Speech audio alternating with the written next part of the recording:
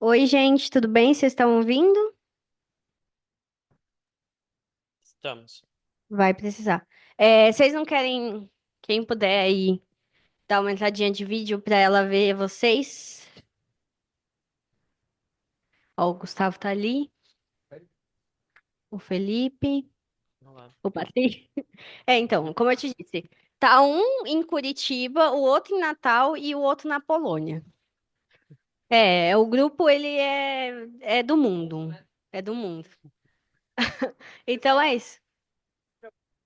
É, sim. Tem a Bárbara unindo todo mundo, mas. Então eu acho que é isso. Não sei se vai chegar mais gente, já tá passando um pouco do horário, porque a gente esqueceu de avisar a Natália que mudou a sala. Aí eu tive que ir lá buscar ela, porque virou uma bagunça, mas deu tudo certo, se encontrou. Mas então tá bom. Obrigada, Natália, por ter vindo aqui apresentar pra gente. Eu acho importante falar para todos os convidados que esse evento não se propõe a ser sério nem formal, então não se preocupa. É um evento pra gente só discutir e os convidados são as pessoas que a gente acha que tem alguma conexão com o grupo e que o assunto pode ser legal pra gente. Então, fica à vontade, fala do jeito que você quiser, não precisa ter formalidade. Se você falar virada pra lá, vai ser bom que daí todo mundo te vê. Os meninos vão estar olhando ali. E é isso. É isso. Muito obrigada, então, Amanda. Então, eu vou fazer assim, pessoal. Eu vou fazer a apresentação em português e aí, se por acaso surgir algum estrangeiro, a gente já vira a chavinha, tá bom? Aí vocês me avisam que eu não vou estar acompanhando o vídeo. Então, boa tarde a todos. Então, eu preparei essa apresentação aqui para falar um pouquinho sobre os últimos trabalhos que eu venho desenvolvendo aí, em colaboração com meus colegas da Unicamp e do MacGraph, tá? E esses trabalhos todos, eles estão assentados nessa temática de estudo de interações ópticas não lineares em dispositivos integrados em chip, tá? Então, ao longo dessa apresentação, eu vou falar um pouquinho, dar um panorama, né, de ótica não linear nesses dispositivos integrados em chip, mostrando aí fundamentos e aplicações, e depois eu vou focar em duas interações óticas não lineares específicas, que é as que eu venho estudando, que é a oscilação paramétrica ótica degenerada em um sistema de cavidades acopladas, e também no estudo de geração de segundo harmônico, né, para viabilizar efeitos de não linearidade de segunda ordem em dispositivos à base de silício, que a princípio não exibem esse tipo de não linearidade. E por fim, eu vou listar algumas conclusões e perspectivas, tá? Então, quais que são? Não tem problema algum, pode gravar. Então, quais são os blocos fundamentais para se realizar ótica não linear em dispositivos integrados, né? Então, aqui eu mostro dois deles, que são os guias de onda e as microcavidades, que a partir deles você pode construir dispositivos mais complexos, né? Então, os guias, ambos são estruturas dielétricas, na escala micrométrica, aí, por onde a luz se propaga por reflexão total interna.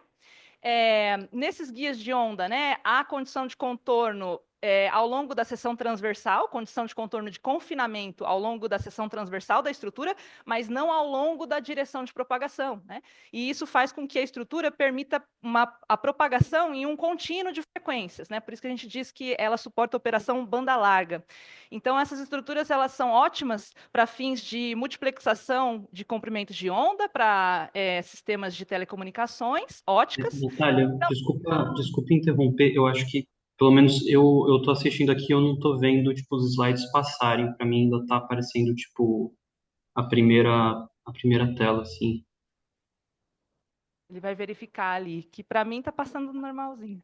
Muito obrigado.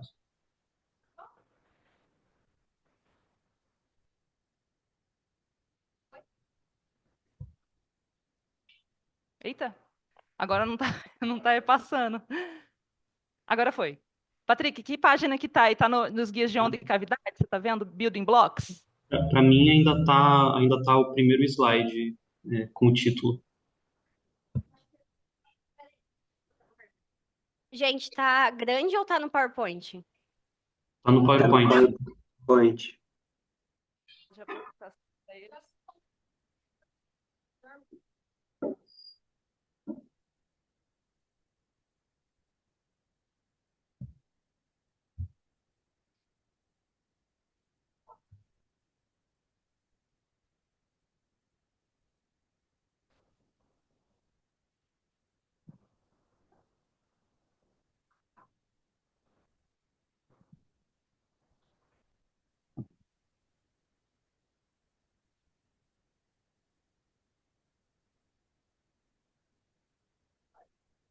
Tá, agora dá pra ver em tela cheia. Muito obrigado. Resolveu? Pode dar Sim. continuidade?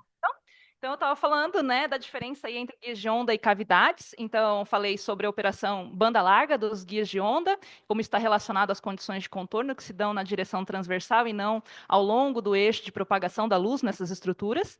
E falei, né, da aplicação de multiplexação por divisão de comprimento de onda, que é útil aí para a gente codificar a informação a ser transmitida em sistemas de comunicações óticas. E essas estruturas também permitem produzir um supercontínuo de frequências a partir de interações óticas não lineares e também servem como canal de leitura para interações óticas não lineares em outros dispositivos. Então, eu posso trazer uma microcavidade para próximo do guia de onda, permitir com que eles troquem energia a partir de seu campo evanescente, e daí eu vou desacoplar a luz do chip a partir do guia de onda e medir a resposta não linear da microcavidade a partir, como guiada pelo guia de onda, tá? As microcavidades, por outro lado, elas são estruturas que admitem condições de contorno de confinamento na direção transversal, mas elas também têm condições de contorno periódicas ao longo da direção de propagação. Então, só vai haver amplificação de luz para aquelas frequências que, após uma volta completa na estrutura, percorrem um múltiplo inteiro de seu comprimento de onda, tá? E por isso que essas estruturas aqui são ditas ressonantes, elas permitem amplificação para um conjunto discreto de frequências, diferente do guia de onda, que é para um conjunto contínuo, né? E para essas frequências em que se tem interferência construtiva, há uma forte amplificação da luz, e tanto no domínio do espaço, pelo tamanho diminuto dessas estruturas, quanto no domínio do tempo, pelo fato da amplificação em múltiplas voltas, né? E isso é útil para que a gente faça uso dessa estrutura para gerar um pente amplo de frequências a partir de interações óticas não lineares, né? E nesse contexto de fotônica integrada, um material-chave é o nitreto de silício, né? Então, aqui eu estou mostrando alguns exemplos de guias de onda e cavidades em anel integradas de nitreto, devido às suas propriedades únicas, né? Como amplo intervalo de transparência. Então, o nitreto de silício ele tem intervalo de transparência que se estende desde o visível até o infravermelho médio, né? Diferente do silício, que tem um intervalo de transparência mais curto, começando aí no infravermelho próximo. Ele pode falar. Não, tranquila. Tipo assim, o intervalo onde a amostra não absorve luz. Então, a gente quer explorar efeitos de geração de luz em novas frequências, e para isso, a absorção de luz representa um canal de dissipação ruim, porque rouba a energia do processo-alvo. Então, quanto mais em espectro amplo de transparência você tiver, mais livre desses efeitos deletérios você está. Tá? Assim como aqui, ó, absorção de 2 fótons desprezível também, que esse é um efeito de absorção de natureza não linear, mas ainda assim absorção, representa um canal de dissipação para o efeito que interessa. Então, tanto a absorção multifotônica aqui de 2 fótons, quanto a absorção linear, atuam roubando energia do bombeio para um efeito que você não quer viabilizar. E, portanto, você tem que minimizar essas fontes de perda e, portanto, você busca materiais que admitem baixos coeficientes de absorção e espectro mais amplo possível de transparência, né? Por isso que o silício, ele é o workhorse da fotônica integrada, mas para fins de ótica não linear mesmo, ele não vem sendo usado com tamanha abundância, porque ele apresenta absorção de 2 fótons não desprezível e um intervalo de transparência mais curto. E aí, portanto, a comunidade migrou para nitreto de silício, tá? E, além disso, o coeficiente não linear, né, que vai medir aí a força, que vai medir a força do efeito não linear é relativamente alto, né, comparado aí com a sílica, que é outro material padrão para esses estudos em fotônica integrada, e, muito importante, é compatível com a tecnologia CMOS, o que significa que você pode fazer uso dessa tecnologia robusta e madura, já empregada para a confecção de chips em microeletrônica, para fazer dispositivos que sejam escaláveis e cada vez mais complexos, tá? Bom, e como é que esses efeitos são gerados, né? Efeitos ópticos não lineares? Então, a gente pode, em guias de onda, como eu mencionei, produzir um contínuo de frequências e, em cavidades ópticas, produzir um pente de frequências a partir de uma fonte de luz monocromática, que é uma fonte de luz pulsada, né? E esses pentes, ou esses supercontínuos, eles são produzidos a partir de processos de mistura de 4 ondas em cascata. Então, tudo se inicia aqui com um processo que a gente chama de oscilação paramétrica ótica, né? Então, o que você faz é, pega um laser, frequência assim, monocromático, esse laser forte, né, amplitude alta, você sintoniza um modo da cavidade, e aí no fenômeno de oscilação paramétrica ótica, 2 fótons desse campo de bombeio, eles vão ser aniquilados para a criação de um par de fótons em frequências complementares, né? E esses par de fótons são o que a gente chama de sinal e complementar, né, os sidebands, muitas vezes você vai ouvir dessa forma, e esses sidebands agora atuam como novos campos de bombeio, produzindo interações ópticas não lineares secundárias. E esse processo ele escala em cascata, preenchendo, tipo assim, jogando luz para todos os modos da cavidade. Não todos, mas preenchendo todo um combi de frequências aí. Bom, e a partir desses fenômenos de mistura, desses processos de mistura de 4 ondas em cascata, você pode atingir pentes de frequência que são estáveis e se expandem para além de 1/8 em frequências. Isso significa que dentro desse pente de frequência, aqui o caráter de pente está mais evidente, né? Você consegue ver a discretização dos modos, mas a partir desse pente, ó, esse aqui é o campo de bombeio, e esse aqui é todo o pente que foi gerado a partir de interações ópticas não lineares, partindo da semente aqui, que é o campo de bombeio, tá? Você dizer que um pente de frequências ele se estende para além de 1/8 quer dizer que a frequência e a sua metade estão contemplados dentro do espectro, tá? Esses pentes que se estendem para além de 1/8, eles são produzidos a partir de um balanço perfeito entre o ganho paramétrico e as perdas da cavidade, né? Porque você está produzindo luz em novas frequências, mas esse processo está suscetível a mecanismos de perda na cavidade. Então, quando você tem luz líquida saindo, que o ganho superou as perdas na cavidade, esse é um requisito para isso acontecer, e outro requisito é que você tenha um balanço perfeito também entre dispersão e desvios de fase não lineares, que isso vai ficar mais evidente nos próximos slides. Tá? Então, quando a gente consegue um equilíbrio entre esses parâmetros, né, a gente pode atingir aí pentes de frequência que se estendem para além de 1/8, que encontram aplicações em inúmeros campos de pesquisa, né, e tecnologia.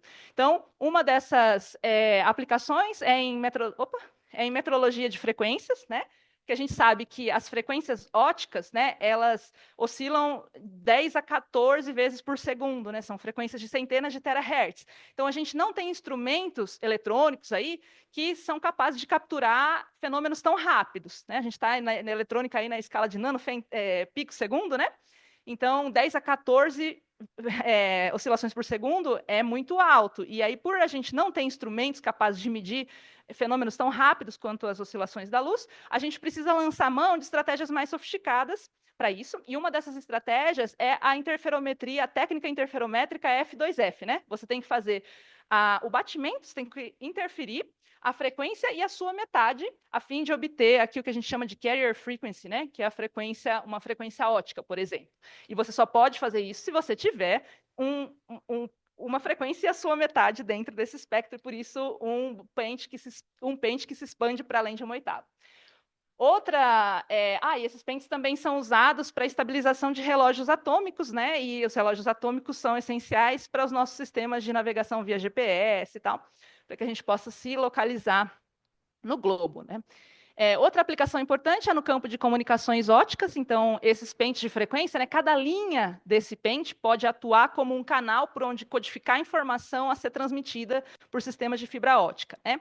Então, outra aplicação aí no campo de comunicações óticas e também no campo de espectroscopia. Então, no campo de espectroscopia, o que você faz é produzir 2 pentes de frequência com espaçamento entre as linhas ligeiramente distintos, e aí você coloca esses 2 pentes de frequência para interagir, para interferir, e você faz com que esse sinal de interferência interrogue uma amostra, né? E aí, quando você mede o sinal de interferência resolvido no tempo, né, a partir de um detetor rápido, etc., você consegue extrair o espectro de absorção dessa amostra e identificar fingerprints, que vão ser característicos de um dado elemento ou outro, e você pode usar dessa técnica espectroscópica para monitorar, por exemplo, gases de efeito estufa aí na atmosfera. Tal. Então, serve para gases, serve para líquidos, etc. Mas nem todas as aplicações de ótica não linear em dispositivos integrados requerem um pente amplo de frequências. Algumas interações óticas não lineares só requerem alguns modos, tipo 2, 3 modos, da sua microcavidade ótica. E um exemplo de tal interação ótica não linear é a oscilação paramétrica óptica degenerada, né? Então, esse fenômeno, que eu vou chamar aqui de dopo, para não ter que ficar falando esse nome completo toda vez, ele acontece quando os campos do sinal e do Eidler, produzidos por amplificação paramétrica dentro de uma cavidade óptica, eles se dão na mesma frequência, né? Eles são degenerados em frequência, tá? Então, você pode fazer isso aqui sintonizando nos seus modos da cavidade, 2 lasers independentes, né? E você sintoniza os lasers a modos da cavidade, a modos distintos da cavidade. Aí um fóton de cada campo de bombeio vai ser aniquilado para a criação de um par de fótons no modo de frequência central. Então, se vocês se lembram do processo de OPO que eu mostrei uns slides atrás, esse é o inverso do processo do OPO. Lá você tinha um campo de bombeio no meio produzindo sidebands, e aqui você tem os sidebands como campos de bombeio produzindo luz no modo de frequência central, tá? Por que esse fenômeno, essa interação específica é interessante estudar, né? Porque foi demonstrado que é uma interação que tem o ganho paramétrico sensível à fase. O que significa isso? O ganho paramétrico, ele quantifica a probabilidade da luz ser gerada naquela frequência, tá? Então, o ganho paramétrico aqui, ele é máximo para estados de fase bem definidos e espaçados de π, tá? Então, isso tem um comportamento, isso daqui tem uma consequência muito grande para como o campo do dopo vai se comportar acima e abaixo do limiar de oscilação. O que seria esse limiar de oscilação? Seria quando a luz produzida por ganho paramétrico supera as perdas da cavidade. É esse que é o limiar de oscilação paramétrica. Então, abaixo desse limiar, né, o campo do OPO degenerado se comporta aqui como um estado comprimido de fase, né, ou seja, que o ruído em uma das quadraturas, no caso a quadratura de fase, é inferior ao limite quântico padrão, né, e acima do limiar, o OPO degenerado ele sofre uma transição abrupta de fase para um desses estados possíveis aqui. Então, a luz de saída da cavidade na frequência do OPO degenerado, ela vai oscilar com essa fase ou com essa fase aqui. E como esse fenômeno ele advém de flutuações do vácuo, você não consegue antecipar em qual estado de fase que o OPO degenerado vai oscilar. E isso representa um caráter aleatório do sistema. A gente chama isso de fase binária, né? Essa fase binária, ela vem sendo usada para diversas aplicações aí importantes, por exemplo, para a geração de um gerador de números genuinamente aleatórios, que desempenha um papel crucial aí em criptografia, simulações de Monte Carlo, etc.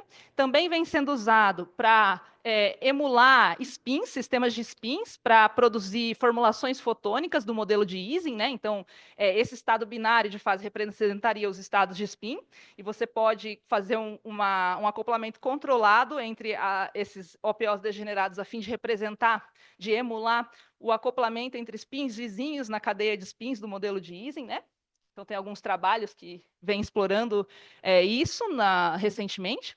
E abaixo do limiar de oscilação paramétrica, né, você pode fazer o uso desses estados comprimidos de fase aqui para fins de metrologia. Por exemplo, o LIGO usa estados comprimidos de fase para fazer medidas mais sensíveis de fase, para detecção de ondas gravitacionais. E também, mas não em chip, né? Eles usam a partir de não linearidade em cristais macroscópicos de segunda ordem. E também esses estados comprimidos de fase, eles podem ser usados para a preparação de estados quânticos mais elaborados, tipo estados emaranhados, né? Mas é com vocês aí. Bom, e existem alguns problemas dessa implementação de OPO degenerado em materiais à base de não linearidade de terceira ordem, né? Por exemplo, quais são esses materiais? Nitreto de silício, silício, a própria sílica, os materiais padrão, são todos esses materiais à base de não linearidade de terceira ordem, né? O que acontece é que, para além do processo alvo, né, você sintoniza aqui os campos fortes a modos distintos da cavidade, e você não só produz luz na frequência do OPO degenerado, aqui no modo de frequência central, como você acopla luz a partir de interações ópticas não lineares para outros modos da sua cavidade, e isso, nesse contexto, é indesejado, porque você está roubando a energia da sua fonte e, em vez de alocá-la no seu processo-alvo, você está transferindo essa energia para outros modos, né? Então, são processos que a gente diz parasita. E isso acontece, né, invariavelmente, independente do regime de dispersão das cavidades, que eu vou falar um pouquinho mais para, né, situar vocês. Um outro problema que se tem é que quando você quer realizar o PO degenerado, você precisa de 2 campos de bombeio. E isso, inevitavelmente, leva à necessidade de 2 lasers sintonizáveis, 2 amplificadores para se atingir a potência ótica para induzir efeitos óticos não lineares. E outra, se você precisar, para, por exemplo, aplicações quânticas, travar em fase esses 2 campos de bombeio, aí você vai precisar fazer uso de sistemas de travamento de fase entre esses 2 campos de bombeio complexos, né? Então, os setups experimentais que exploram o OPO degenerado de 2 campos de bombeio em materiais de não linearidade de terceira ordem são extremamente complexos, né? E isso torna muito difícil a miniaturização a longo prazo, né? Para você condensar todos esses elementos em chip, fazer um lab on a chip. Ok, então a gente tem esses 2 problemas aí, e pensando nisso, eu e meus colegas aí da Unicamp, a gente propôs uma solução com base em um sistema de cavidades acopladas, né? E essas cavidades acopladas a gente dá o nome de moléculas fotônicas, porque é em similaridade aí com os átomos e formando as moléculas, né? Porque quando a gente tem a formação de uma molécula, a gente tem a hibridização dos modos dos orbitais atômicos, que dão origem aos orbitais moleculares. Da mesma forma, no caso de moléculas fotônicas, a gente tem os modos individuais das cavidades que se hibridizam para dar origem aos modos acoplados, ou aos supermodos, que a gente chama. Então, no sistema de cavidades acopladas aqui, né, eu preciso mencionar que nós não somos o único grupo a estudar interações ópticas não lineares em sistemas de cavidades acopladas, mas nós somos sim o único grupo, o único grupo a estudar o PO degenerada de 2 campos de bombeio nesse sistema de cavidades acopladas, né? E eu pretendo aí com os próximos slides mostrar quão vantajoso que isso pode ser. Então, quando você acopla as cavidades, né, você traz uma próxima à outra de forma a permitir troca de energia entre elas, o que acontece é uma hibridização dos modos ressonantes, né, e essa hibridização dos modos ressonantes, ela tem uma assinatura clara no espectro de modos ressonantes, que é o mode splitting, que a gente chama, há uma separação espectral aqui dos modos, né? Então, ao invés de ter uma linha por espaçamento livre da cavidade, como seria o caso de uma cavidade simples, a gente vai ter agora um tripleto de modos, né? Isso porque as cavidades são idênticas. Então, como as cavidades são idênticas, para cada linha da cavidade, a gente vai ter aqui um tripleto de modos agora, né? Isso é vantajoso por si só, porque agora a minha interação óptica não linear chave, ela depende apenas de 3 modos. Então, eu posso condensar toda essa interação óptica não linear nesse tripleto de modos acoplados aqui. Aí eu vou mostrar por que isso pode ser interessante. Bom, isso pode ser interessante porque agora a gente pode induzir nesse sistema um mecanismo adicional de controle de dispersão, tá? E aí eu vou mostrar para vocês qual que é o mecanismo padrão, né? E qual é aquele que a gente revela com esse trabalho, né? Então, com o mecanismo padrão de dispersão, que a gente chama de dispersão global aqui, o que a gente faz é medir o quanto as frequências da cavidade desviam de uma régua igualmente espaçada de frequências, né? Então, por exemplo, eu estou mostrando aqui em preto, né? É uma régua igualmente espaçada de frequências para o modo central, só que, na realidade, devido ao efeito de dispersão do material, dispersão do guia de onda, esses modos ressonantes eles desviam da régua, da correspondente régua igualmente espaçada de frequências, tá? E de quanto eles desviam é a medida de dispersão da cavidade, tá? Então, aqui eu estou mostrando para vocês as curvas de dispersão, então, o desvio para a régua igualmente espaçada de frequências para os 3 supermodos, né, do tripleto de modos aqui, ao longo do espectro. E essas curvas, elas mostram concavidade positiva aqui, desculpa, concavidade negativa, que acusa o regime de dispersão normal, que impede a formação de linhas de Combe, conforme a gente vai ver aí, tá? É uma medida do nosso sistema, do nosso chip já, tá? E aí a gente tem um outro mecanismo de controle de dispersão. Desculpa, gente, eu não falei que, na verdade, esse daqui, para você modificar de quantas frequências desviam de uma régua igualmente espaçada de frequências, o que você faz é ajustes na geometria da cavidade. Então, a partir de ajustes geométricos, você molda esse parâmetro aqui. Mas uma vez que você fabricou a cavidade, acabou, não tem conversa. É com aquilo que você tem que lidar, entendeu? Não é um controle ativo, é um controle pré-fabricação. E aí, nesse sistema, agora a gente vai induzir um outro mecanismo de controle de dispersão dinâmico a partir da transferência de microaquecedores em cada microcavidade. O que acontece? Ao aplicar uma corrente sobre esses microaquecedores, né, você vai produzir um gradiente de temperatura. Esse gradiente de temperatura vai modular o índice de refração e vai produzir um shift de fase dos modos ressonantes, né? Então, eu posso brincar a partir desse controle termoóptico, com aplicação de corrente, eu posso brincar aqui com o grau de simetrização desse tripleto de modos, né? Então, eu posso aqui, ó, mudar o regime de dispersão aqui, ó, tá vendo? Correntes, né, que se aplica aos microaquecedores da ordem de centenas de miliamperes.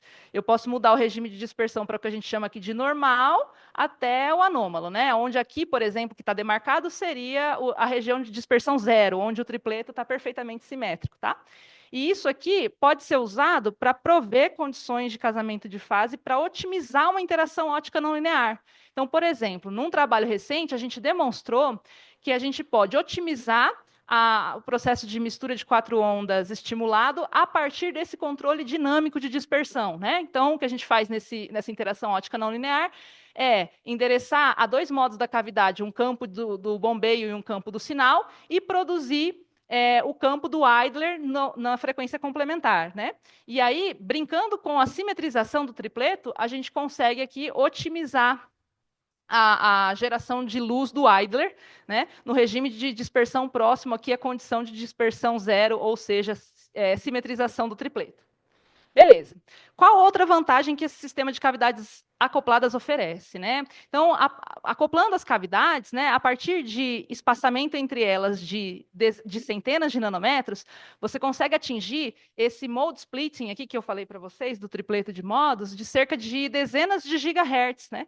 E isso é interessante porque agora, ao invés de precisar de 2 lasers independentes para atuar como campos de bombeio, você pode produzir os campos de bombeio a partir de um único laser modulado a partir de modulação eletroóptica, né? Então, a modulação eletroóptica, ela produz as bandas laterais, né, que você agora pode fazer uso para fins de campos de bombeio para estimular o processo de OPO degenerado, né? Então, agora, isso simplifica enormemente o sistema, porque agora você não precisa mais de 2 lasers sintonizáveis independentes, 2 amplificadores, etc. E ainda, de quebra, esses sidebands, eles são nativamente, né, de forma nativa, eles são coerentes em fase. Então, você também não precisa de um sistema ativo de travamento de fase entre esses campos de bombeio, tá? E como é que a gente faz para observar a OPO degenerada de 2 campos de bombeio nesses sistemas, né? O que a gente faz é controlar a sintonia desses 2 campos de bombeio, né, no caso, os sidebands da modulação eletroóptica, em torno de modos distintos da cavidade, e a gente observa, em determinadas condições de dessintonia, né, e potência de bombeio, a gente vai observar o OPO degenerado sendo produzido no modo de frequência central, né? Então, é isso aqui que a gente vê no experimento, que eu estou mostrando para vocês espectros, né, ao longo de diferentes condições de dessintonia. Então, quando a gente se aproxima da ressonância, né, a gente verifica... Peraí, deixa eu parar de mexer aqui. Aí, quando a gente se aproxima da ressonância, a gente observa aqui o campo do OPO degenerado sendo gerado, né? E aí você percebe que, à medida que a gente vai diminuindo a dessintonia do laser com respeito ao modo ressonante, esses modos de bombeio, eles vão sendo, esses modos bombeados, eles vão sofrendo um desvio para o vermelho, né? Comprimento de onda maior, tá vendo? E isso ocorre devido a contribuições de fase com dependência não linear, né? Então, tem efeitos tanto de automodulação quanto de modulação de fase cruzada e efeitos de natureza termoóptica também. E todos esses efeitos, eles têm um papel de modular a fase. E quando você modula a fase de um dado modo, isso acarreta um shift de frequências, né? Por isso que esses campos bombeados, assim como a frequência do Idler, eles são shiftados para o vermelho, tá? E aí, na condição de ressonância, aqui, a gente observa, né, aqui está o espectro em ressonância, então, a gente observa um OPO degenerado sendo gerado aqui com uma razão de potência com relação ao bombeio de 17 dB, ou seja, né, para a gente ser claro aqui, né, o campo do OPO degenerado é 50 vezes menor, o campo dos bombeios, e isso é compatível com o que se observou já em cavidades simples, né? Cavidades não acopladas. A gente tem estudos de dopo em cavidades não acopladas.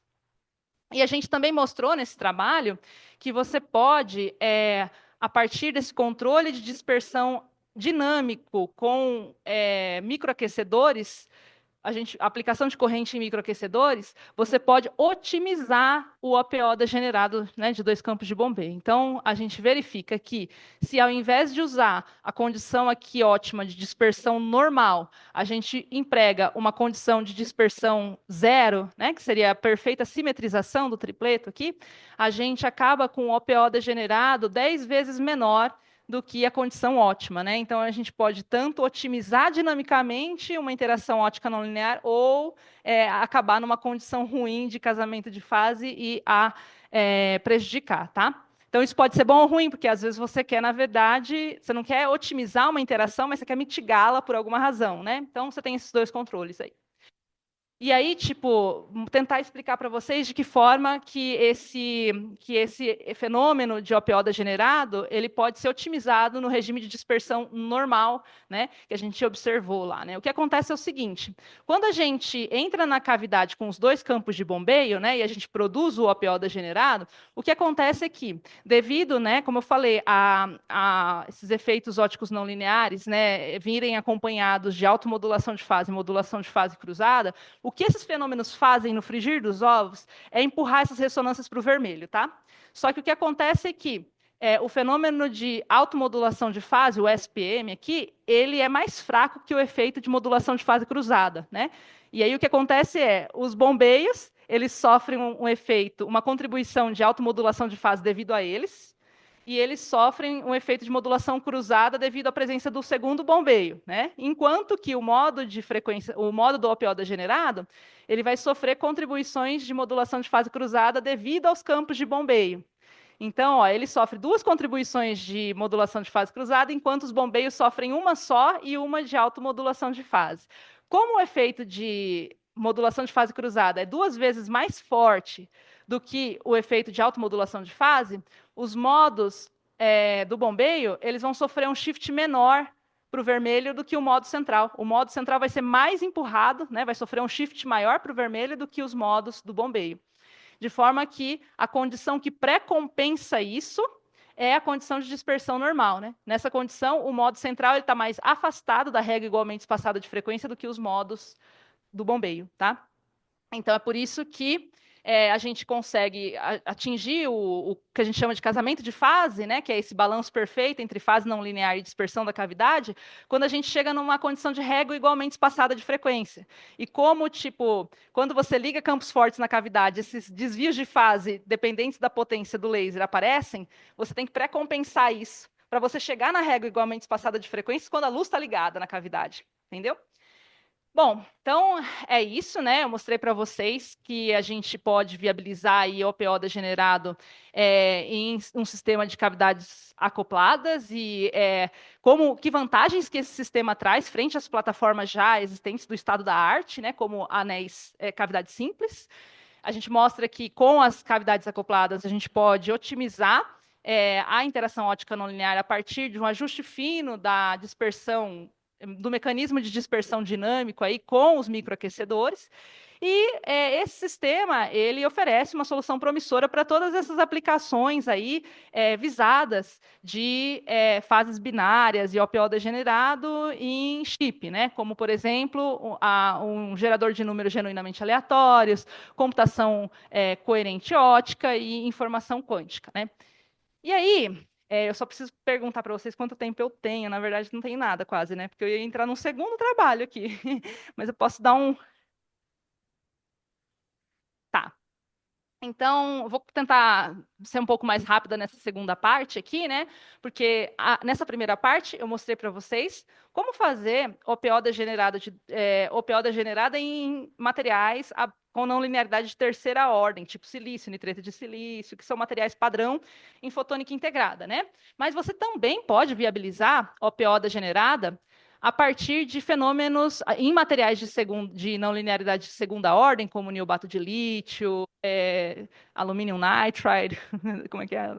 Nitrito de alumínio, etc., a partir de um processo conhecido como conversão paramétrica descendente, né? Nesse processo, o que acontece é que um fóton do campo de bombeio ele é aniquilado para a criação de um par de fótons na metade da frequência. Tá? Então, sempre que você tem, né, esse par de fótons sendo gerado de forma degenerada, né, compartilhando da mesma frequência, você tem o processo de OPO degenerado. Tá? A conversão paramétrica descendente, né, ela é um fenômeno de não linearidade de segunda ordem aí, que desempenha um papel fundamental para a informação quântica, para processamento de informação quântica, né, porque ela vem sendo aí explorada para a produção de par de fótons, também para fins de produção de estados quânticos da luz, né? E, além de conversão paramétrica descendente, as não linearidades de segunda ordem em materiais, elas permitem produzir processos de geração de segundo harmônico, processos de diferença de frequência, né? E esses processos, eles são úteis para que a gente possa produzir fontes compactas de luz coerente no visível, por exemplo. Então, assim, não linearidade de segunda ordem desempenha um papel fundamental, aí, desempenha um papel importante para aplicações de ótica não linear, porém, os materiais padrão que você consegue miniaturizar e fazer chip, eles não admitem não linearidade de segunda ordem. Eles são materiais centrosimétricos e se você não tiver, né, um eixo de inversão no material, você não consegue induzir não linearidade de segunda ordem, né? Então, a ideia aqui, né, tipo assim, seria muito conveniente a gente ter efeitos de não linearidade de segunda ordem em materiais à base de silício aí, porque aí a gente pode pegar carona na compatibilidade CMOS desses materiais, né? E aí a gente pode fazer uso dessa tecnologia madura de nanofabricação para fabricar dispositivos que sejam escaláveis e cada vez mais complexos, né? Então seria muito conveniente ter não linearidade de segunda ordem em silicon photonics, que a gente chama. E aí as pessoas já tentaram fazer e viabilizar não linearidade de segunda ordem em silicon photonics a partir aí de indução de tem uma palavrinha que está aqui cortando no slide, né? Mas a indução de quebra de simetria nesses materiais a partir de aplicação de estresse ou de um campo elétrico, né? Mas até o momento não se atingiu uma solução prática e definitiva para isso, tá? Então, eu e os meus colegas aí da Unicamp e do LN-Nano em Campinas e também do MacGraph aqui em São Paulo, a gente teve essa ideia, né, de viabilizar não linearidade de segunda ordem em silicon photonics a partir da adição, né, de materiais 2D não centrosimétricos sobre guias de onda feitos de material à base de silicon photonics, né? E aí esse material 2D ele vem para adicionar essa propriedade, né, não linearidade de segunda ordem ao silício, sem comprometer a compatibilidade CMOS desses materiais, né? Então esse material 2D ele pode facilmente ser transferido para os dispositivos de silício ou ainda crescidos, né, sobre o material de silício. Então, esse processo, inclusive, pode ser automatizado, então aí não compromete a tecnologia CMOS desses materiais, né? E, além disso, né, esses materiais eles são materiais laminares, né, que a gente chama materiais de uma única camada atômica de espessura, mas você pode compensar o sinal fraco devido à espessura pequena deles, a partir de um comprimento de interação longo deles com o guia de onda, tá? Então, essa é a ideia. Bom, e aí o que a gente precisa fazer é o seguinte, a gente precisa descrever o fenômeno de geração de segundo harmônico nessas estruturas para fornecer inputs importantes para a etapa de design do dispositivo, né? Então, a gente faz isso resolvendo aqui equações não lineares acopladas e utilizando aqui de duas aproximações, né? A SVEA, né? Slowly Varying Amplitude, e a aproximação do bombeio não depletado. E para resolver essas equações, a gente usa de uma estratégia que é descrever os campos como uma expansão, como é que a gente chama? Uma expansão modal, né? A gente descreve os campos como uma expansão modal, né? Z é a direção ao longo do guia de onda, e XY são as direções transversais, né? Então, aqui a gente tem uma contribuição de amplitude lenta. Aqui, uma contribuição de variação rápida de fase, e aqui o perfil espacial do modo que se propaga na cavidade, tá? Na cavidade não, desculpa, que nesse caso desse trabalho são guias de onda. E fazendo, então, plugando essa expansão modal dos campos nas equações de Maxwell, a gente consegue chegar aí a uma equação para descrever a evolução da amplitude do segundo harmônico ao longo do eixo do guia de onda. E essa equação, note que ela depende aqui, ó, da polarização que está produzindo o efeito, né? No caso, a polarização de segunda ordem. Essa polarização de segunda ordem, por sua vez, depende aqui do que a gente chama de tensor de suscetibilidade de segunda ordem. Esse tensor basicamente vai medir, vai quantificar quão forte vai ser o acoplamento dos campos de entrada no guia para a polarização que vai originar a geração do segundo harmônico, tá? E, em geral, esse fator aqui, ele é um tensor esse tensor aqui, ele tem 27 componentes, mas, por sorte da natureza aí, o disulfeto de molibdênio, que é o material 2D que nós estamos utilizando, ele pertence a esse grupo de simetria D3H e, por pertencer a esse grupo de simetria, ele tem apenas 4 elementos não nulos do tensor e todos eles são interdependentes. Então, isso faz a descrição da natureza tensorial do material muito mais simples, tá? E aí, com essa informação da natureza tensorial do sulfeto de molibdênio, a gente pode descrever apropriadamente a polarização de segunda ordem que dá origem aí ao processo de geração de segundo harmônico, né? E aí nota que a gente está ainda em termos das coordenadas linha, né? Essas coordenadas linha aqui, elas representam os eixos do cristal, né? Então, a gente tem aqui o que a gente chama de direção armchair, e aqui a direção zigue-zague ortogonal a armchair, tá? Então, para a descrição desse fenômeno, a gente precisa fazer a descrição dos campos no referencial do guia de onda. E não necessariamente esses eixos cristalográficos estão alinhados ao guia. Então, para descrever esse sistema no referencial do guia de onda, a gente faz uma mudança de base simples, né? Então, a gente coloca agora, a gente consegue escrever agora, com essa mudança de base, os campos, a polarização, todas essas quantidades agora no referencial do guia de onda, tá? E aí, incorporando todas essas informações, a gente escreve a equação que descreve a evolução da amplitude do segundo harmônico ao longo do guia de uma maneira mais compacta e evidenciando parâmetros importantes. Então, essa equação, né? Veja que a evolução do campo do segundo harmônico depende aí de um fator de descasamento de fase, né, que mede a diferença de fase entre o modo do bombeio, né, ou onda fundamental, e o modo de segundo harmônico. Depende também do coeficiente não linear. Esse coeficiente não linear, por sua vez, ele escala com a suscetibilidade de segunda ordem, a magnitude, né, da suscetibilidade de segunda ordem, e também com a sobreposição espacial, né, essa aqui é uma integral de sobreposição espacial dos campos do segundo harmônico, das componentes de campo do segundo harmônico e da onda fundamental, né? Então, veja que a natureza tensorial do material, ela faz com que essa expressão seja bastante feia, né? Porque agora eu tenho que contabilizar a sobreposição de todas as componentes do campo, tá? Das componentes do campo da onda fundamental e da onda harmônica, né? Ou do modo fundamental e do modo harmônico. E esse ângulo aqui, ele revela a simetria de rotação do MOS2, né? Que ele tem, que a gente chama de six-fold rotation symmetry, né? Que a cada rotação de 30 graus o sistema se torna igual que ele era. E com essas informações todas aqui, né? A gente pode integrar essa equação, obtendo assim a amplitude do segundo harmônico e calcular com ela a eficiência de conversão do processo. Então, a gente vai identificar quais modos que vão admitir maior eficiência de conversão nesse processo, para que a gente possa otimizar essa interação ótica não linear, tá?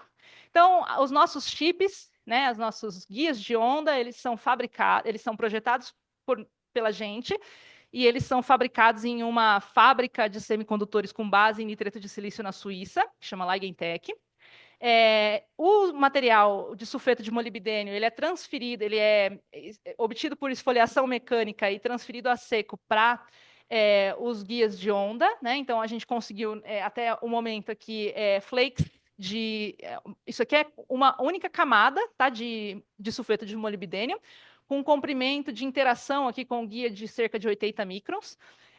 Obviamente, né, que esse tamanho de flake ele não é suficiente para viabilizar uma fonte de luz compacta no visível, né, dado o tamanho limitado, mas ele é suficiente para uma prova de princípio do nosso estudo, para que a gente possa mostrar que com a adição do material 2D a gente viabiliza uma geração, um aumento de geração de segundo harmônico nesses materiais. Eu vou falar, por que eu falei aumento, né? Você fala assim, mas eu não tinha, aí você colocou material de 2D e passou a ter, mas depois eu vou mostrar para vocês que existem efeitos de não linearidade de segunda ordem espúrias nesses materiais devido à quebra de simetria nas interfaces, né, do silício com o óxido e tal.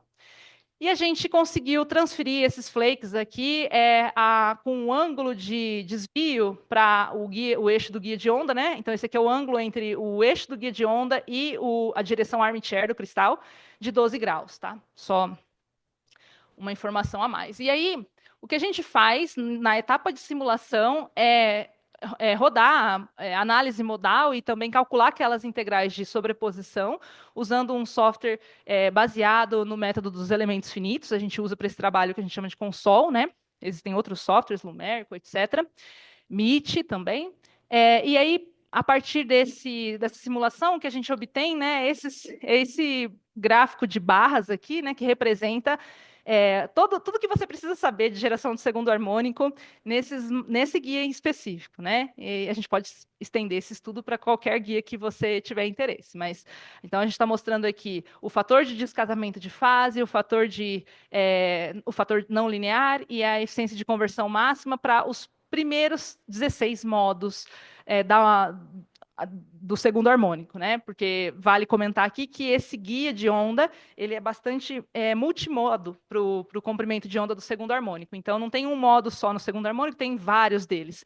E aí a gente tem que avaliar, dentre esses modos permitidos aí para o comprimento do segundo harmônico, quais que vão admitir parâmetros melhores para a geração do segundo harmônico, né? Então, a informação mais importante está condensada nesse plot de cima aqui, ó.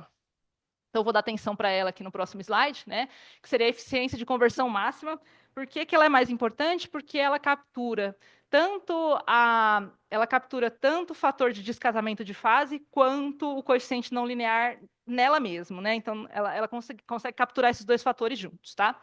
Então, a gente vê aqui, ó, em roxinho está modo de polarização vertical, né? Que seria tipo perpendicular ao chip. E em verdinho está os modos de polarização horizontal paralelo ao chip. E aí a gente vê que se a gente entra no guia com um modo de polarização, um campo de bombeio é um modo de polarização vertical, independente do campo de bombeio estar com modo de polarização vertical ou horizontal, o que a gente observa aqui é um favorecimento de um modo de polarização vertical no segundo harmônico, né? Mas eu falei para vocês, né, que o tensor de suscetibilidade de segunda ordem do sulfeto de molibdênio, ele não acopla campo de bombeio para componentes fora do plano, né? Então, essa coordenada Z' e X' aqui, elas são coordenadas ortogonais entre si, mas no plano do MOS2, no plano do guia de onda, né? Então, por que a gente está favorecendo um modo, né, que, a princípio, não tem... a componente mais forte desse modo é na polarização vertical, mas a suscetibilidade não linear não acopla a luz para a direção vertical. Então, o que está acontecendo aqui, né? O que está acontecendo é que a componente Z, né, que no espaço livre a gente vê que não existe componente de campo elétrico, magnético ao longo da direção de propagação, mas, no caso de ondas guiadas confinadas em guias de onda, essa componente é relevante. E essa componente é o que faz, desses modos de polarização vertical majoritária, é o que faz com que se tenha maior eficiência de conversão para esse modo em particular, tá? E isso daqui, essa conclusão, ela só aparece quando você faz a descrição tensorial completa do material. Se você fizer uma descrição não tensorial, né, que a maior parte dos últimos estudos faz, você não identifica esse comportamento do sistema. E esse comportamento do sistema é validado a partir de medidas experimentais, né? Então, aqui eu estou mostrando para vocês resultados experimentais de quando a gente bombeia esses guias de onda aqui com um laser pulsado, para que a gente atinja intensidades altas, né? No caso de guias de onda, a gente não tem o efeito ressonante de uma cavidade para amplificar a luz, então a gente precisa de um bombeio forte. Então, a gente bombeia esses guias com um campo de bombeio forte, né? E aí a gente observa a geração de segundo harmônico na saída, né? Então, o que estou mostrando aqui para vocês seria tipo a potência ótica na frequência do segundo harmônico, aqui em 780, né? Porque meu laser está em 1560, segundo harmônico na metade do comprimento de onda aqui.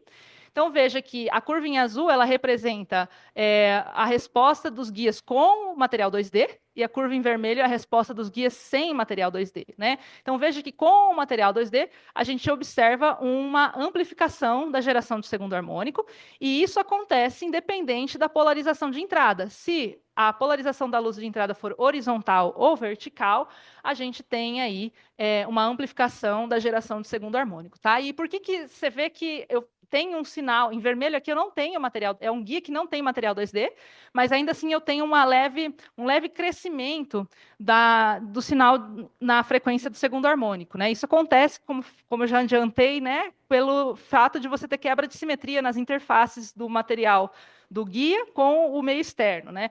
Essa quebra de simetria nas interfaces leva à geração do segundo harmônico de forma espúria.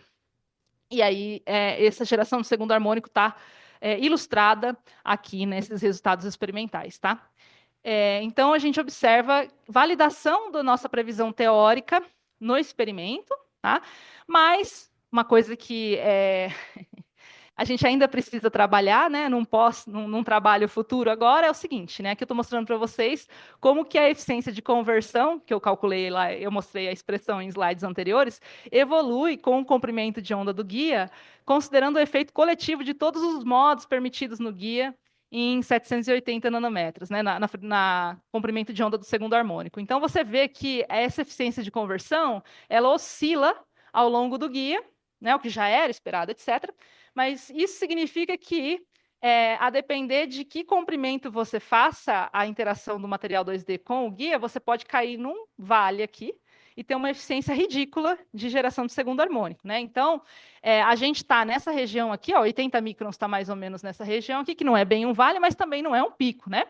Então, esse resultado está nos chamando a atenção de que a gente precisa estabelecer aí uma estratégia de casamento de fase para esse processo escalar de maneira crescente e monotônica, né? Então, num próximo trabalho, a gente já está elaborando uma estratégia de casamento de fase com base num padrão periódico de tiras de MOS2. Então, a gente vai fazer a transferência do material e a gente vai gravar uma espécie de uma grade de difração com litografia para a gente poder aí se fazer o uso do vetor de onda da grade para casar a fase para uma interação de de geração de segundo harmônico específica, e, enfim, ter esse processo escalando de uma maneira mais crescente e monotônica aí. Beleza, então eu mostrei para vocês como que as simulações elas podem revelar aí a natureza das interações modais e de como a gente pode, a partir dessas simulações, prever para que modos que vai haver maior eficiência de conversão e por quê, né? A gente consegue entender de forma completa o porquê que esses modos admitem maior eficiência de conversão, mas a gente ainda precisa, né? A gente vê uma demonstração da amplificação da geração do segundo harmônico com a adição dos materiais 2D nos guias, mas, entretanto, a gente está nesse estágio aqui de lidar com o descasamento de fase, tá? Então, isso aí vem num trabalho futuro, lógico, tem os próximos passos, tá aí um próximo passo. Portanto, eu fecho aqui a apresentação, né? Espero ter mostrado para vocês que as interações ópticas não lineares em dispositivos fotônicos ela tem um grande impacto tanto para entendimento de processos fundamentais em ciência, quanto para desenvolvimento de tecnologia, e que ainda há muitos desafios abertos no campo, né? Então, queria agradecer aí ao comitê organizador desse evento e às agências de fomento e ao grupo que eu estou iniciando agora, aqui no Instituto de Física, onde a gente vai dar continuidade a esses trabalhos e verificar formas de se fabricar esses dispositivos, diferentes técnicas, para que a gente possa ter um controle maior aqui no Instituto, né? E é isso. Obrigada pela atenção de vocês. Gente, desculpa a demora aí.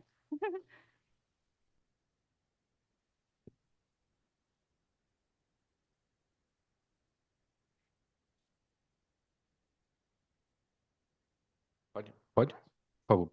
Queria agradecer em nome da professora Bárbara Amaral, em nome do grupo de pesquisa a qual ela está à frente, e a sua brilhante apresentação e a sua colaboração. Alguém tem alguma pergunta?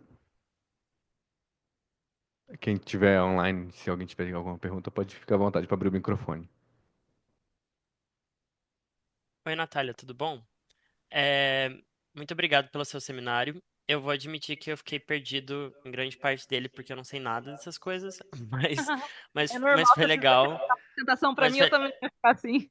mas foi A gente legal ter vai uma colocar noção. detalhes, né? Tipo, Então. Mas foi muito legal ter uma noção das coisas. E eu fiquei curioso se você pudesse só explicar um pouco de novo a relação com, tipo, a aplicação de gerar números aleatórios. Você pode falar mais um pouquinho sobre isso? cadê o passador? Eu deixei ali? Espera que eu já vou no slide, que eu acho que vai ficar melhor eu te falar com uma imagem de fundo, né? Então, o que que acontece nesses sistemas é que acima do limiar, quando você tem luz líquida, assim, macroscópica, deixando a cavidade, né? Essa luz na frequência do OPO degenerado, ela pode oscilar com essa fase aqui ou com essa aqui. Então, por exemplo, ó, como é que você extrairia um gerador de números aleatórios a partir dessa propriedade? Opa, para onde eu fui? Acho que eu fui para o começo, né? Como é que você produziria um gerador de números genuinamente aleatórios explorando esse estado binário de fase? O que você pode fazer é o seguinte: você bombeia a cavidade com um trem de pulsos. Em vez de ser um laser de emissão contínua, um trem de pulsos. E aí cada pulso seu vai ser um bit. Tá? E aí cada pulso seu de bombeio vai produzir um OPO degenerado. E aí então de um trem de pulsos de bombeio, você produz um trem de pulsos de OPO degenerado na saída. Só que cada um desses pulsos está com uma fase ou de pi ou de zero. E é aleatório. Então você pode construir um interferograma no qual você põe para bater um pulso e o seu adjacente. E como eles não têm relação de fase nenhuma entre si, então a resposta vai dar aleatória. Entendeu? Então, tipo, Ah, você decide entendi. explora o estado de fase binário para fins de Uhum. desenvolver um gerador de números genuinamente aleatórios, né? Nesse trabalho em específico, a gente caracterizou, né, todo o sistema de cavidades acopladas para fins de OPO degenerado, tal, mostrou as conveniências desse sistema, etc. E aí, no fim desse trabalho, a gente estava tentando produzir um gerador de números genuinamente aleatórios. Era o passo óbvio, né? Mas Aham. acontece que, por alguma razão que a gente ainda não consegue explicar, que talvez venha aí num próximo trabalho, digo, venha, porque a gente ainda não foi capaz de explicar. A gente não tem. Quando a gente entra com um trem de pulsos de bombeio na cavidade e extrai um trem de pulsos de OPO degenerado, esse trem de pulsos de OPO degenerado ele não é estável. Então, para alguns pulsos gera, para outros não gera, e isso compromete. Se não tiver estabilidade temporal, a gente não consegue fazer uso disso para fins de gerador de números aleatórios, né? Então, agora a gente está investigando que mecanismos, que fatores desse sistema que podem estar por trás da instabilidade, né, da não estabilidade desse sistema, para que a gente possa corrigir isso. Talvez seja um problema fundamental e a gente nem consiga, entendeu? A gente precisa Uhum. descobrir isso, se é uma questão fundamental da dinâmica de interação ótica não linear em sistemas de cavidades acopladas, ou se é algo que é passível de ser corrigido num próximo design, para que a gente possa. Então, a gente está nessa etapa, nesse trabalho aí, fazendo isso, para ter uma resposta de OPO degenerado estável no tempo e fazer uso disso para todas essas aplicações, né? Porque uma vez que você tem um gerador de números genuinamente aleatórios, agora você pode, então eu vou estabelecer aqui um sistema de acoplamento controlável entre esses OPOs degenerados. Eu faço vários, estabeleço um controle, um controle de acoplamento entre eles, e aí emulo um modelo de Ising, né? E aí Uhum. essas coisas têm sido usadas hoje em dia para resolver problemas de análise combinatória complicada, aqueles problemas que são NP-hard, sabe? Então, o que eles fazem, esse pessoal que trabalha nesse segmento, eles mapeiam as variáveis do problema de otimização, etc., NP-hard, em variáveis do sistema físico, e aí, através da determinação do estado fundamental do sistema físico, eles resolvem o problema de otimização computacional, né? Então, tipo assim, é uma coisa que você sai lá da computação, pisa em física e torna isso praticável com o sistema fotônico, sabe? Basicamente, é isso que chama computação coerente ótica, é um exemplo de computação coerente ótica. Tá? Mas é isso, Gustavo. Beleza, muito obrigado, Natália. Imagina. Alguém tem alguma pergunta aí no chat? Mais alguma pergunta?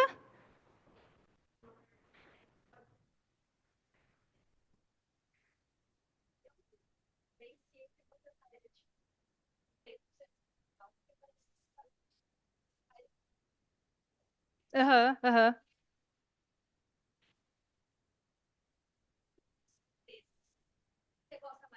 Tá.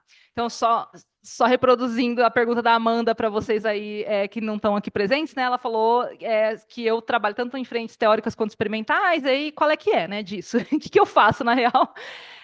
Então, o que eu faço é o seguinte, né? A gente precisa desenvolver, vamos supor, a gente precisa resolver um problema tecnológico atual que é chegar num gerador de números genuinamente aleatórios, por exemplo. Aí eu vou avaliar, dentro do meu conhecimento de nanofotônica, de dispositivos, etc., se existe algum arranjo capaz de prover essa solução. Aí eu pensei em um arranjo. Oh, mas será que é praticável? Então aí a gente vai para a etapa de simulação. Aí eu pensei assim, ó, qual que é a minha solução? A minha solução é explorar essa interação ótica não linear, tipo OPO degenerado de dois campos de bombeio, em dispositivos, em um sistema de cavidades acopladas. Beleza, então agora vamos para a etapa de simulação, para a gente poder prever se isso de fato vai representar uma solução ou não. Aí a gente prevê comportamentos desse sistema que a gente vai vir a observar no experimento, porque a fabricação não é simples, né? Então, o projeto do dispositivo não é simples. Então, para você não perder tempo, você já tenta antecipar grande parte dos problemas nessa parte de simulação. E aí, essa simulação é tanto para calcular campo eletromagnético nessas estruturas, a partir de método dos elementos finitos, quanto para resolver essas equações óticas não lineares, usando tipo matemática, Python, whatever, o que for melhor. E aí, a gente tem um arcabouço de predições sobre o que vai acontecer. E aí, a gente fica ansioso, vai dar muito certo isso aqui. Aí, aí a gente projeta o chip. Aí a gente faz o projeto do chip todo, assim, colocando variações para explorar o espaço do chip, né? E aí, ou a gente fabrica in-house, ou a gente manda encomendar. No caso, lá em Campinas, a gente estava com uma questão da pandemia, lá na época que foi feito esses chips. Então, tudo convergiu para ser mais conveniente fabricar na Foundry. Então, a gente submeteu o projeto para eles, aí eles olham lá o projeto, que nem você vai mandar uma usinagem na oficina mecânica, né? Você tem que fazer lá o CAD, aí eles vão falando, ó, isso pode, isso não pode. Então, por exemplo, a adição dos microaquecedores, sabe, você paga mais, aí você tem que fazer o projeto disso, etc e tal. Ah, se você quiser, porque esses dispositivos, eles ficam enterrados no chip, né? E aí, se você quiser, por exemplo, a face de topo deles, a superfície de topo exposta, você precisa requisitar um processo de corrosão adicional para fazer tipo uma piscininha, assim, para a superfície de topo ficar exposta. Aí isso também é cobrado a mais, isso também envolve projeto, enfim. Então, tem essa etapa, é complicada. E aí, uma vez que fechou o projeto com a empresa falou, vamos fazer, pagou, né? Aí, aí 4 meses depois, 5 meses depois, está aqui. Aí chegou os chips, aí a gente vai para a caracterização ótica. Aí experimento. Então aí a gente fica lá brincando, coloca o chip lá, aí tipo fica variando potência, fica variando dessintonia entre os campos de bombeio, trava o laser se for preciso, aí mede espectro, mede potência transmitida ao longo das diferentes dessintonias, faz uma série de medições lá e vai caracterizando as perdas. E aí a gente, agora vamos desenhar um experimento para a gente ver o OPO degenerado, né? Vamos sintonizar os dois campos de bombeio a modos laterais, vamos controlar a dispersão com esse controle de aplicar a corrente nos heaters, tal. Aí a gente vai vendo, ó, o comportamento que a gente esperava era esse. Aí não tá rolando. Aí, tipo assim, aí você tem que ficar nesse ida e vinda com a teoria e com o experimento. Porque aí o experimento ele vai te dar respostas e a teoria vai te permitir explicar aquelas respostas óticas. Entendeu? Por isso que não é um trabalho desacoplado totalmente da teoria, né? Mas o que eu gosto mais de fazer, eu sou meio que do perfil assim, eu quero fazer funcionar o dispositivo. Então, o que tiver que fazer, eu vou fazer, entendeu? Se tiver que programar, se tiver que sentar lá e ficar o dia inteiro tomando medidas, se tiver que fabricar, eu quero o dispositivo funcionando, entendeu? Então eu gosto meio que de tudo, assim, mas obviamente que não é por exemplo, não é diferente de você ser estritamente teórico ou de você ser estritamente experimental, né? Uma coisa que ela flerta com os dois lados, né? Mas ela não desce tão à profundidade quanto um teórico puro desceria ou quanto um experimental puro desceria. Beleza? Imagina. Alguém tem mais alguma questão?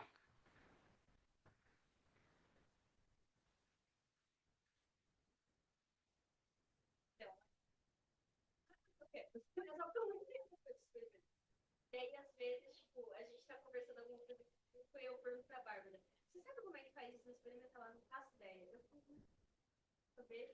E isso era um motivo que a gente queria se aproximar da galera de ótica quântica, Uhum. porque Sim, sim.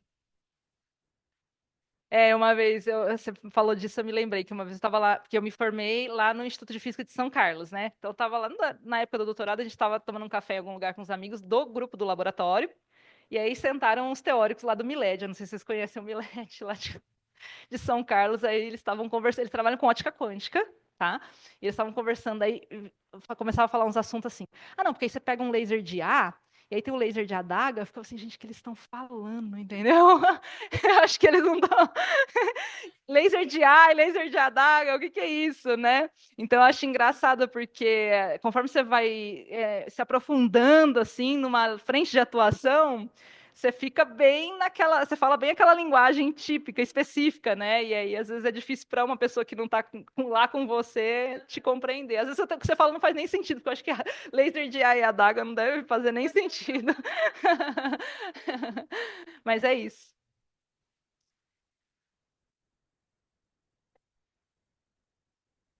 Obrigada, gente. Foi um prazer estar compartilhando com vocês aqui hoje.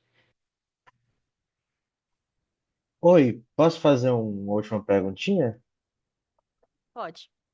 Eu deixei para perguntar para o final porque é uma pergunta meio besta, mas eu sempre fui curioso assim com esses grupos que realmente trabalham em fabricar coisas para usar em experimentos, tudo dispositivos. Aham. Você falou que às vezes vocês fabricam com uma empresa de fora e essas empresas geralmente têm alguma afiliação à universidade ou fazem algum preço especial ou vocês têm que desembolsar a grana tipo, padrão mesmo? Porque eu imagino que seja bem Não, não. caro, né? Tipo, você paga, mas assim, esses grupos, essas empresas são todas spin-offs, assim, de grupos de pesquisa lá na EPFL, de Lausanne, lá na Suíça, de Harvard, né? Tem uma foundry de neobato de lítio, porque as foundries são especializadas em materiais, né? Então tem a foundry de nitreto de silício, que é essa Ligentech, lá na Suíça, que veio do grupo da EPFL, do Tobias Kippenberg, lá em Lausanne, na Suíça. Aí tem o grupo que é especializado em niobata de lítio, que é o grupo não, é a empresa. Eu esqueci o nome agora dessa empresa, mas ela é especializada em niobata de lítio, ela veio de Harvard, lá do grupo do Marco Loncar. E aí, inclusive, essas empresas fazem uso da infraestrutura de nanofabricação da faculdade, entendeu? Então, tipo assim, é uma empresa que te entrega o dispositivo, mas ela não tem in-house uma estrutura de nanofabricação própria, ela usa os recursos da universidade, sabe? É, porque é uma estrutura muito bilionária de você montar, né? Para você fazer esses dispositivos por técnicas litográficas padrão, você precisa submeter esse seu material a diversas etapas de processamento. E cada etapa de processamento é um equipamento específico, da ordem de milhões, né? Então, para você ter um parque de equipamentos suficiente para ir do zero para um dispositivo final, não é uma pessoa física, é um pesquisador que vai conseguir. Você precisa juntar uma estrutura multiusuário, etc. e tal, né? Que essas grandes universidades, tipo Harvard, EPFL, etc., elas têm dinheiro para fazer isso, né? Aí, assim, obviamente que é, a Foundry, ela é uma solução bastante conveniente, né? Porque você projeta o dispositivo e você manda o projeto para a Foundry dá um jeito de fazer para você, e como você está pagando pelo serviço, ela vai te entregar aquilo, né? Mas assim, só falando uma questão da Foundry, né? Quanto que a gente pagou, né?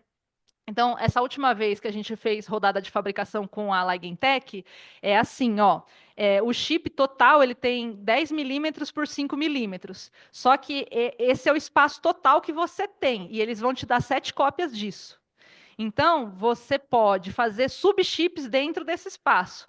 Então, você pode juntar um conjunto de professores e fazer subchips, e foi isso que a gente fez. Então, nesse espaço de 5 milímetros por 10 milímetros, a gente fez 5 subchips e pediu para eles já entregarem cortado, né? Então, foram 5 vezes 7, que dá 35 cópias, né? 7 cópias de cada subchip. E a gente pagou nessa brincadeira, eu acho que foi cerca de 30 mil euros, entendeu? Para isso. 30 mil euros. E então, assim, você tem 7 cópias, né? Então você tem. E dentro de um subchip você tem variações de parâmetros, assim, para aproveitar melhor o espaço, né? E etc. Porque às vezes você desenhou para ele ter aquelas características, mas você precisa. Na fabricação vai ter desvios, defeitos, né? Então você precisa cobrir isso com variação, né? Mas só para te dar uma ideia, a Foundry é muito conveniente, mas você precisa ter bala na agulha. É, mas assim, dura muito os chips, enfim, você pode usar várias vezes, etc e tal. Mas se você quiser fabricar, né, por exemplo, aqui no Brasil, eu estou falando de litografia padrão com feixe de elétrons, etc, tal, né? A gente tem algumas estruturas de nanofabricação, uma delas é lá em Campinas, tem a CCS Nano, aí tem o LN Nano, que também tem alguma coisa ali, e tem o Macgraph aqui em São Paulo e tem o UFMG lá em Minas Gerais, né? Eles todos têm o IBIM, que a gente chama, que é essa máquina para fazer litografia a partir da escrita com feixe de elétrons. O que acontece só é que as máquinas que a gente tem atualmente no Brasil para a parte de litografia, para a parte de transferência do padrão para o dispositivo, elas são limitadas no que diz respeito a campo de escrita, porque elas são adaptações de microscópio eletrônico de varredura. Então, elas são feitas para dispositivos em microeletrônica. Então, se você tem um campo de escrita limitado, se você quer fazer uma estrutura maior, você precisa fazer emenda. Você escreve aqui, aí anda, faz emenda. Só que essa emenda, para fins de fotônica, é muito deletéria, né? Porque ela introduz muitas perdas. Agora, se você fizer um transistor com a borda zoada, não tem problema nenhum. Entendeu? Por isso que na microeletrônica isso não representa um grande problema. Mas fotônica, sim. Então, tipo, todas essas unidades que a gente tem aqui padecem desse problema. Então, se sua estrutura for pequena, você ainda consegue fabricar estruturas de boa qualidade. Mas se ela exceder o campo de escrita, que eu estou falando aí de 100 microns por 100 microns, mais ou menos, aí já é outra história. E aí, agora, recentemente, o pessoal de Campinas conseguiu aprovar um EMU da FAPESP, né, uma compra de equipamento multiusuário, para comprar um IBIM que seja bom, tipo o que tem na Universidade de Cornell, quer dizer, idêntico ao que tem na Universidade de Cornell, só que uma formulação mais recente dele, né? Para a gente trazer para o CCS Nano. Então, daqui a pouco a gente vai estar habilitado a fabricar dispositivos competitivos com o que vem sendo feito nessas estruturas aí da EPFL, Harvard, etc. e tal. Mas é isso. Muito interessante. Obrigado pela resposta. Imagina. Alguém falou alguma coisa? Não. Alguém que passou. Então, beleza, gente.